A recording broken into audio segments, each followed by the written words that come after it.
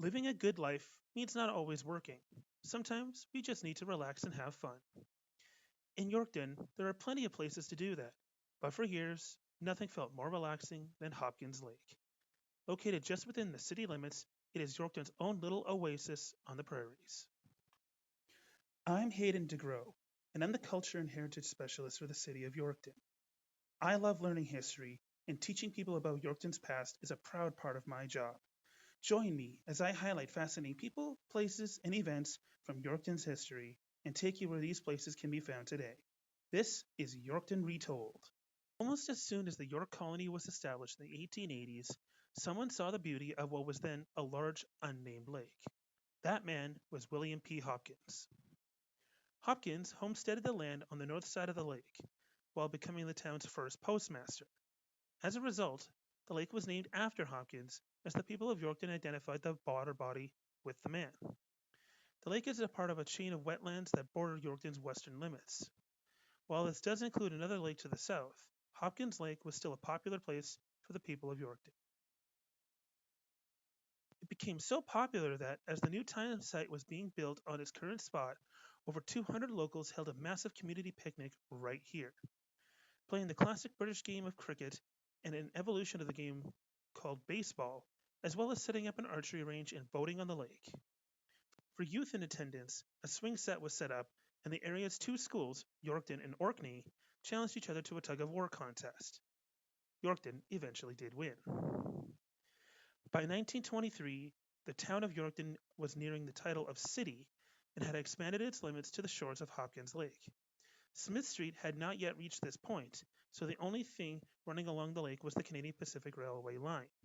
As seen in this map, the lake to the south was named Exhibition Lake in response to it being along the newly designated Yorkton Exhibition grounds. During this time, a small pond between the two lakes was used as a swimming hole. In the 1960s, the local Junior Chamber, or JC Club, desired a more official swimming spot and picnic area. What I'm walking on now is part of that effort. Through fundraising and support from the city, the club dredged the bottom of the lake and used that material to create a bank along what is now Park Road, as well as a dike along York Road West to prevent flooding. The JC Club also trucked in a lot of sand to create an official beach for the people of Yorkton. The city of Yorkton named the area JC Beach in honor of the club and was recognized by tourism pamphlets, maps, and atlases across the province.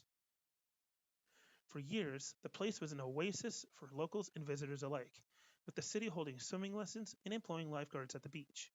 These photos from the 1960s and 70s show how many people enjoyed their summers without having to really leave the city. To further the draw to JC Beach, the city built a quartet of ball diamonds on the eastern side of the lake, right next to the beach. Here, both competitive leagues as well as casual players could hold ball games within the green lawns and lovely sand of the beach. Another beautiful addition to the park is found on the northwest part of the lake, right across from the beach. Known as the Yorkton City Campground, it has multiple lots, both serviced and non-serviced by electricity, as well as offers accessible washrooms, showers, and a playground. Connected to York Road by Park Road, the campground has allowed people to fully embrace the natural beauty while still being in the city. Sadly, things did eventually change.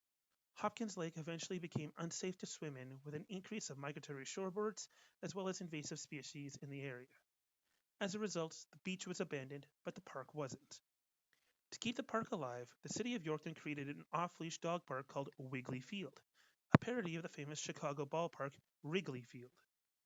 While the beach itself is sadly gone, the park still retains the name of JC Beach. The ball diamonds, the campground, and the original picnic area are still open to the public, continuing Hopkins Lake's tradition as a prairie oasis in Yorkton. Recreation in life is just as important as work, and balancing those aspects is more prevalent than ever. Hopkins Lake, while no longer swimmable, still occupies a proud spot in Yorkton as its own little oasis.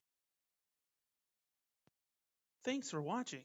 Don't forget to like this video, subscribe to the channel, and leave a comment. See you next time, history buffs!